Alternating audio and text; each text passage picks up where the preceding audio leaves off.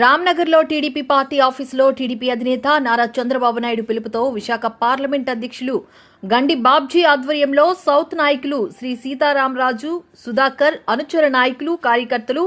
35వ ward నుండి corporator Villuri Bhaskar Rao అనుచరగణం 35వ ward నాయకులు కార్యకర్తలు 29వ వార్డు కార్పొరేటర్ ఉరుకూటి నారాయణరావు అనుచర నాయకులు కార్యకర్తలు 30వ వార్డు మాజీ కార్పొరేటర్ పోలిపల్లి జ్యోతి రాజకుమార్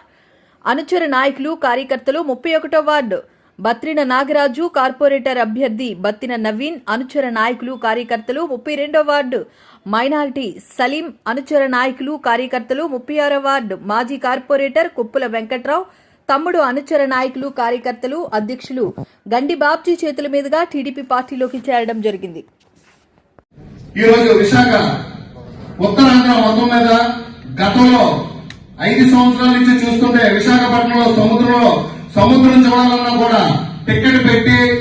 సముద్రాన్ని అంటే ప్రకృతిని ఆస్వాదించాలన్నా కూడా టికెట్ వసూలు చేసిన నాయకులు వైసీపీ నాయకులు. విశాఖ ఉత్తరాంధ్రలో ఎప్పుడు లేని విధంగా భూ కబ్జాలు కానివ్వండి, అలాగే విశాఖలో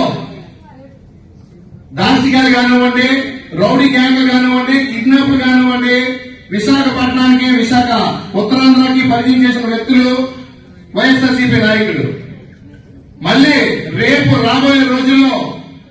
మన ఉత్తరాంధ్రాన్ని కానివ్వండి, ఉత్తరాంధ్రలో ఉన్న యువతను కానివ్వండి కాపాడుకోవాలంటే మనందరం కూడా సైకిల్ క్లాస్ గుర్తుకి ఓటు వేయించి ప్రతి ఒక్కరు కూడా ఇక్కడ ఉన్న ప్రతి ఒక్కరు కూడా మన ఉత్తరాంధ్రాన్ని కాపాడుకోవాలి. అలాగే ఉత్తరాంధ్రలో ఉన్న ఎంతో మంది డిగ్రీలు చేసిన వాళ్ళు కానివ్వండి, పీజీలు చేసిన వాళ్ళు కానివ్వండి, 20,000 రూపాయలు దాటి ఉద్యోగం చేయాలంటే పక్క రాష్ట్రాలకు పోయే దుస్థితిలో ఉన్నప్పుడు ఈ 5 సంవత్సరాల కాలం నుంచి రాబోయే రోజుల్లో దీనికి చామగీతం పలికి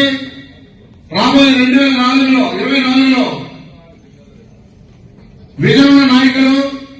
ఐటీకి దిగ్గజం మన అధినేత శ్రీ నారా చంద్రబాబు నాయుడు గారిని బంపర్ మెజారిటీతో 175 స్థానాల్లో ఉమ్మడి అభ్యర్థుల్ని అత్యధిక మెజారిటీతో గెలిపించి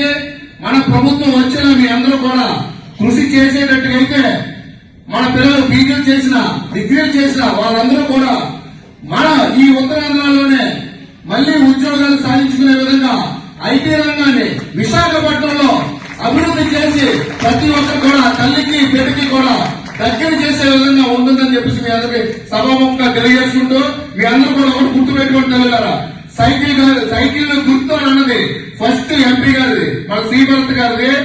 సైకిల్ గుర్తు మనకి మిషన్ లో కనిపిస్తుంది, కానీ రెండో మిషన్ లో మనకి సైకిల్ కనిపించదు. మన దక్షిణ నియోజకవర్గంలో ఉమ్మడి అభ్యర్థి అయితే కాబట్టి జనసేన సింబల్ గ్లాస్ కనిపిస్తుంది. మనం గ్లాస్ కేసినా సైకిల్ కేసినట్టే, మన గ్లాస్ కేసినా బీజేపీ కేసినట్టే. అందుకని ప్రతి ఒక్కరు కూడా ఈ సైకిల్ అలాగే డమ్మీ బ్యాలెట్ కూడా రావడం జరుగుతుంది. దాన్ని అందరూ కూడా ఒకసారి వాటిని కూడా చేద్దాం. అలాగే రాబోయే రోజుల్లో ప్రతి ఒక్కరు కూడా ఒక్కొక్కరు మినిమం 100 ఓట్లకి పైన ప్రభావం చేస్తూ అత్యధిక మెజారిటీతో మనం సైకిల్ గ్లాస్ సింబల్ మనం గెలిపించాలని చెప్పేసి మనస్ఫూర్తిగా తెలియజేసుకుంటూ మరొకసారి మన పార్టీ చెప్పాలి, మన పార్టీ జై తెలుగుదేశం, జై జనసేన.